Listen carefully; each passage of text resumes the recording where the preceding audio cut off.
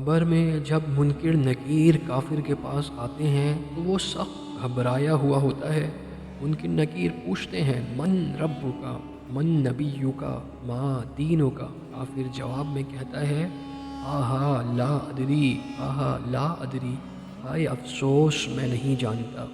اس کے بعد جنت کی طرف دروازے کھول کر اسے جنت کی نعمتوں کی ایک جھلک دکھائی جاتی ہے اور اسے بتایا جاتا ہے جنت جس سے اللہ نے تمہیں تمہارے نفاق اور کفر کی وجہ سے محروم کر دیا ہے۔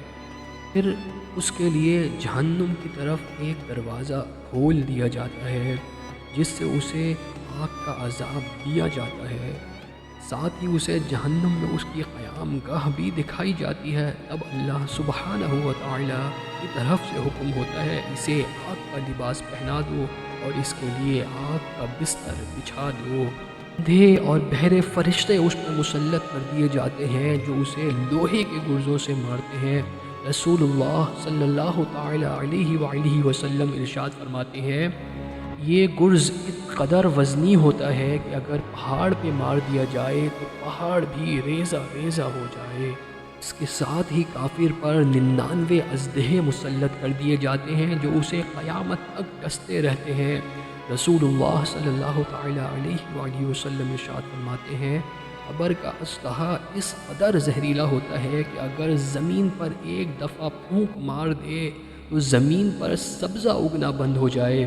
ان عذابوں کے ساتھ ایک اور عذاب جو کافر کو دیا جاتا ہے وہ یہ ہے کہ قبر کی دیواریں بار بار کافر کو شکنجے کی طرح اپنے درمیان جکڑتی رہتی ہیں اور اس کی پسلیاں توڑتی رہتی ہیں اور اس پر یہ عذاب قیامت تک چلتا رہتا ہے۔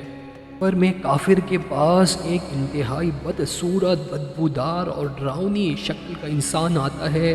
کافر پوچھتا ہے تم کون ہو؟ وہ کہتا ہے میں تیرے اعمال ہوں اور تجھے برے اعمال کی خبر دینے آیا ہوں۔ کافر خوف زدہ ہو کر کہتا ہے اے میرے رب قیامت قائم نہ کرنا۔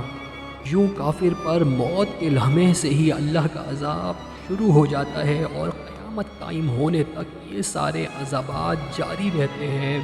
اللہ تعالی ہمیں قبر کے عذاب سے محفوظ فرمائے اور ہمارا خاتمہ ایمان پہ فرمائے۔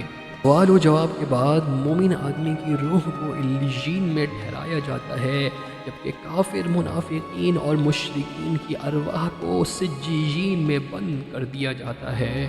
یہاں یہ بات یاد رہے کہ علیین کتاب کا بھی نام ہے جس میں اہل ایمان کے نام درج کیے جاتے ہیں اور جگہ کا بھی نام ہے جہاں اہل ایمان کی ارواح کو قیامت تک رکھا جاتا ہے اور قیام پذیر کیا جاتا ہے۔ اسی طرح سجین کتاب کا بھی نام ہے جس میں کافر اور مشرکین کے نام لکھے جاتے ہیں اور سجین جگہ کا بھی نام ہے جہاں کافر اور مشرکین کی ارواح کو قیامت تک کے لیے قید کر دیا جاتا ہے۔ یہ ہے قبر کی وہ کٹھن گھاٹی جس کے بارے میں اللہ کے رسول صلی اللہ تعالی علیہ وآلہ وسلم نے ارشاد فرمایا میں نے قبر سے زیادہ سختی اور گھبراہٹ والی جگہ کوئی اور نہیں دیکھی۔ جامع ترمذی۔ اللہ تعالی ہمیں عذاب قبر سے محفوظ فرمائے۔ اللہ تعالی ہماری قبر کی منازل کو آسان فرمائے۔ اللہ تعالی ہمارا خاتمہ بھی ایمان پہ فرمائے۔ وآخر دعوانا ان الحمد للہ رب العالمین۔